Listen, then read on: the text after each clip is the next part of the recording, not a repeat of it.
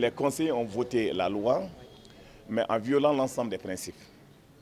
Parce que vous savez, le combat que nous avons voulu mener pour le changement, c'est de faire en sorte d'avoir l'organe unique. La mission de l'organe unique, c'est de mettre ensemble, en symbiose, l'ancien CENI, la 2G, le ministère de l'administration territoriale, reprendre la situation pour mieux organiser les élections, pour avoir une indépendance, pour que le président malien ne soit pas imposé par d'autres.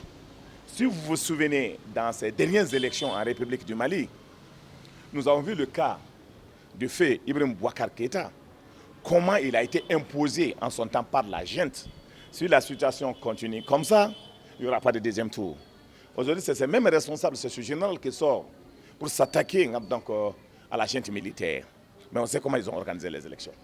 Et nous avons vu la dernière élection organisée par Ibrahim Boubacar Keïta.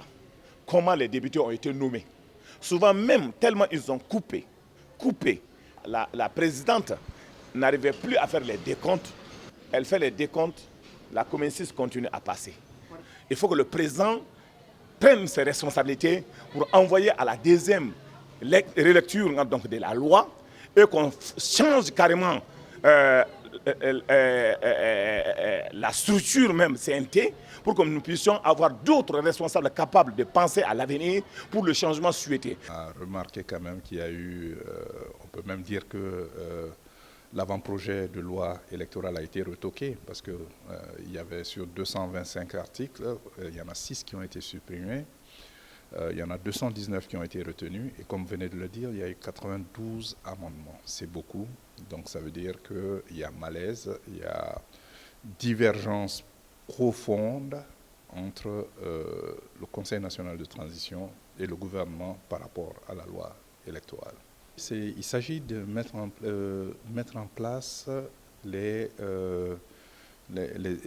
processus électoral, c'est-à-dire le processus, la réglementation, mais aussi les institutions qui vont concourir à organiser les élections et à proclamer les résultats, parce que tout cela doit être fait dans un délai assez rapproché, car comme vous le savez, le Mali est sous le coup des sanctions de la communauté économique des États de l'Afrique de l'Ouest et de l'Union économique et monétaire ouest-africaine, pour n'avoir pas transmis à ce jour un chronogramme et un calendrier détaillé pouvant mener aux élections pour que nous puissions sortir du régime transitoire et aller vers des élections générales, pluralistes.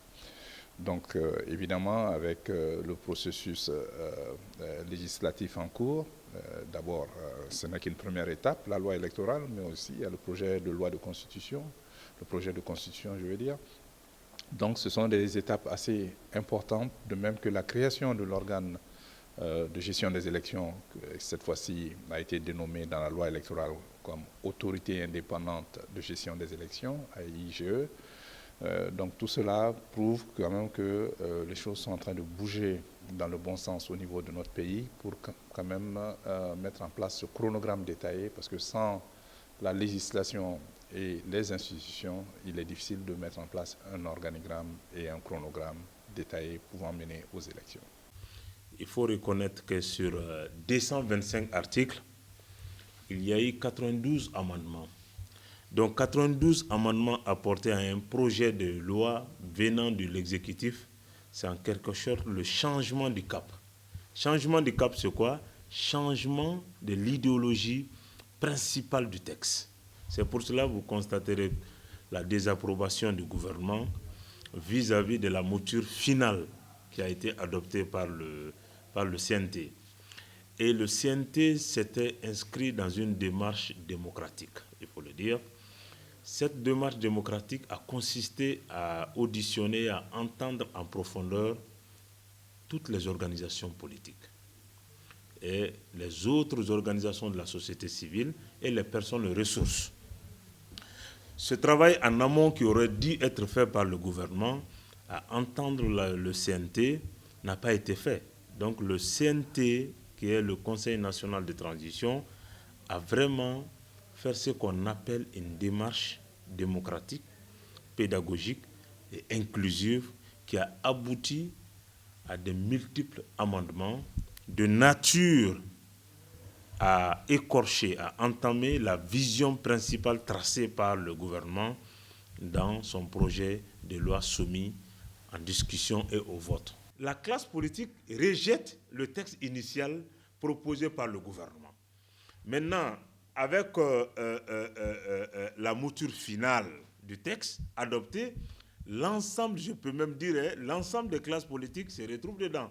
Surtout ce qui a fait hic, c'est la création de l'autorité indépendante de gestion des élections et les membres qui vont la composer, la désignation des membres. Voilà quelques axes ont opposé totalement la classe politique au Premier ministre. Donc, CNT est allé en profondeur dans les discussions, à écouter les personnes ressources, à écouter les classes politiques. CNT a apporté des modifications. Désormais, il est dit que l'autorité indépendante de gestion des élections sera composée de 15 membres. Donc, les 15 membres-là, vous constaterez que les partis politiques, la classe politique a le pouvoir de désignation des membres, aussi bien que le président de l'organe législatif et l'organe exécutif. Alors que dans le format initial, vous constaterez que tout revenait un peu au Premier ministre et la classe politique a été totalement ignorée à ce niveau. Et l'autre problème, c'était quoi? C'était un problème d'ordre technique.